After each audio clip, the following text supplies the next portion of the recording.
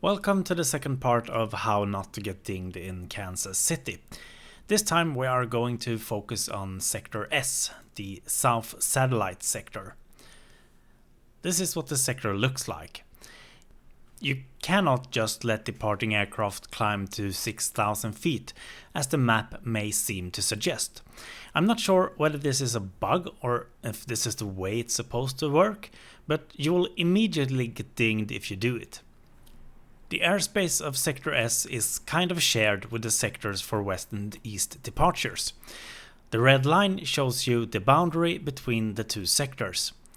Remember from part 1 that Sector W and Sector E owns the airspace from 0 to 15,000 feet. So all of our airspace conflict with either Sector East or Sector West.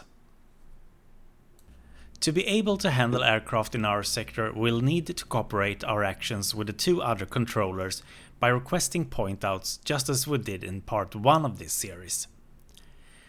According to the operational information, the main task for the controller in this sector is to control New Century and Johnson County executive arrivals and departures. This gives us mainly 3 things to do. Number 1, accept aircraft handed over to us that are destined for the satellite airports.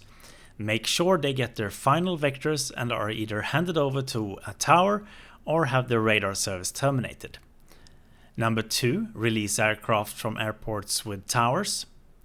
And number 3, issue IFR clearances for aircraft departing from airports without towers. Make sure the departures don't get in conflict with each other or any plane belonging to Sector 1W and 1E. Climb them to the roof of our airspace and turn them towards their exit points. Then the planes can be handed over to the controllers of Sector West and East. So far so good. Let's look at an annoying bug during South Flow. Notice how Lee Summit is not in our airspace at all. During other flows it is inside Sector S, but during South Flow it is clearly way outside. But even so, departing aircraft always calls the controller of Sector S to get their IFR clearance. As soon as they request it, the simulator dings you for having an aircraft outside your airspace. And this is even though it hasn't left the ground yet. The only way I've found around this bug is being logged into both Sector S and Sector E at the same time. Since E is the main owner of the East departure airspace, the plane will be considered to be inside the airspace of Sector E. So you will need Sector S for owning the frequency the departures talk on and Sector E for owning the airspace. This solution may not be optimal, but it really isn't much work to do running 2 sector in Kansas City. If you feel overwhelmed, drop S for now and run only E, and save E and S as a combo for when you have been training a bit and feel you can do it. It isn't too hard, I promise. Lastly, there's one more pretty annoying bug, and that is some satellite arrival coming in from the southeast. You accept the handoff from Center Sector 42, but the aircraft never gets on your frequency. I believe this has to do with the typo made by the developers.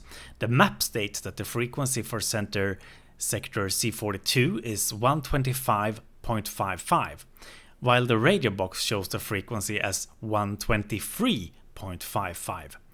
I assume the AI pilot on the incoming aircraft here has his radio tuned to 123.55 and he never hears the instruction to switch to Sector S. If anyone has a suggestion how to handle this until developers fix the bug, please let the rest of us know. The best solution I can come up with so far is delete these aircraft from the timetable database. If you need help with the database edits, check out Andrew's virtual channel. I put a link in the description down below.